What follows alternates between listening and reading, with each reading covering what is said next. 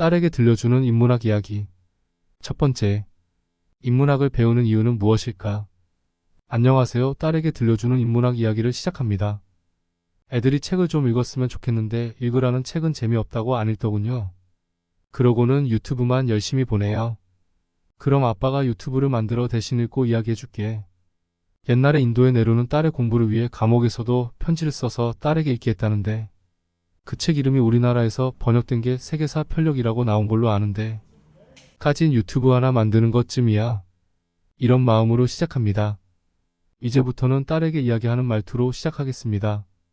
사랑하는 딸, 다들 인문학 공부를 해야 한다고 이야기하는데 왜 공부하는가에 대한 명확한 답변은 없는 것 같더라고. 그래서 아빠가 나름대로 책도 뒤져보고 이것저것 알아보는 생각을 해봤지. 먼저 인문학이란 무엇일까?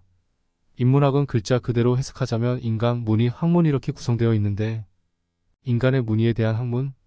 좀 더 생각해보면 인간들이 사회를 이루어 살아오면서 남긴 삶의 흔적 이나 그 흔적들로 인한 문화나 그에 관련된 여러가지 현상과 본질들을 다루는 것이 인문학이라고 여겨진다.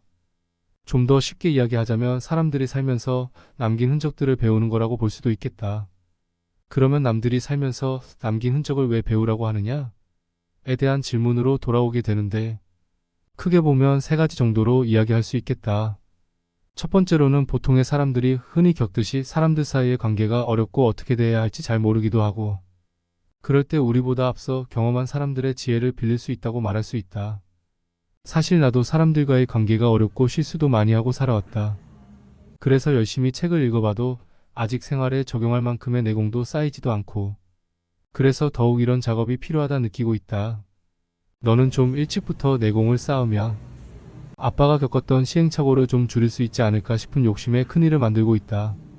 사실 나도 엄두가 안 나는 엄청난 일이긴 하다. 아빠가 TV나 유튜브에서 인문학을 강의하는 교수님들이나 박사님도 아니고 인문계를 전공한 것도 아닌 그저 책을 좋아해서 이것저것 읽어보기는 했어도 글 쓰는 재주도 별로이고 그러면 똑똑한 사람들의 강의를 들어라고 추천하면 될 텐데 사실 그런 강의는 재미있기가 어렵고 강의 하나에 1시간 정도는 기본이어서 내가 보기에도 상당히 지루한 경우도 많더라. 그래서 좀 덜 전문적이더라도 너가 흥미를 가질 수 있다면 그걸로 만족할 수 있을 것 같다. 아무튼 너한테 이야기를 해주려면 공부를 더 많이 해야 하는 상황이 되어버렸네. 이야기가 한쪽으로 새고 있는데 본론으로 돌아가서 두 번째로는 살다 보면 내가 왜 사는가 싶기도 하고 내가 잘 살고 있나 싶을 때가 있다. 어떤 게 잘 사는 건가? 하는 이런저런 생각이 들 때가 있거든. 정답이 없는 질문들이지만 인문학 공부를 통해 해답을 찾아볼 수 있다고 본다. 아빠는 인생을 잘 살았다고 보기 어렵지만 너는 이런 과정들을 통해 삶의 의미를 찾고 좀 더 잘 사는 인생을 누리면 좋겠다. 돈이 많거나 권력이 있다고 잘 사는 건 아니니까. 세 번째로는 요즘 가장 이슈가 되고 있는 인공지능에 대해서 찾아볼 수 있겠다. 알파고가 이세돌 선수를 이기고 시간이 흘러 이제는 챗 GPT로 대표하는 인공지능의 시대가 왔다. 이제부터는 누가 무엇을 많이 알고 있느냐? 라는 지식의 문제가 아니라 온통 흘러넘치는 지식들을 잘 활용하는 것이 중요하다고 볼 수 있다. 지식들을 잘 활용하려면 질문을 잘 해야 하는데 이 또한 생각의 깊이가 결정한다. 생각의 깊이란 삶에 대한 통찰과 지혜를 말하는데 이것 또한 인문학을 통해 해결할 수 있다고 생각된다. 이런 거창한 이유를 대지 않더라도 삶에 대해 좀 더 의미 있게 살 수 있다는 것만으로도 충분히 공부해 볼 만한 이유가 된다고 생각된다. 너가 앞으로의 생을 좀 더 행복하고 잘 살기를 바라기에 끙끙대며 이 글을 쓴다. 그리하여 이 글들을 보다가 흥미를 느끼는 주제나 분야가 있다면 직접 책으로 읽어볼 것을 권한다. 그리하여 비전문가인 아빠의 시각이 아닌 너의 눈으로 직접 고전들을 맛보는 즐거움을 느껴보길 바란다.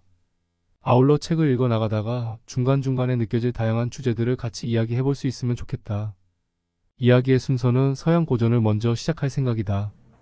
서양 문명은 과거부터 오늘날까지 세계사의 주역으로 존재해 왔으며 오늘날 우리 생활에도 큰 영향을 미치고 있기에 서양 문명을 이루고 있는 사상과 철학 등을 배울 수 있으면 좋겠다. 시작은 거창하지만 용두사미가 되지 않기를 바라며 지금부터 긴 여행을 떠나보도록 하자.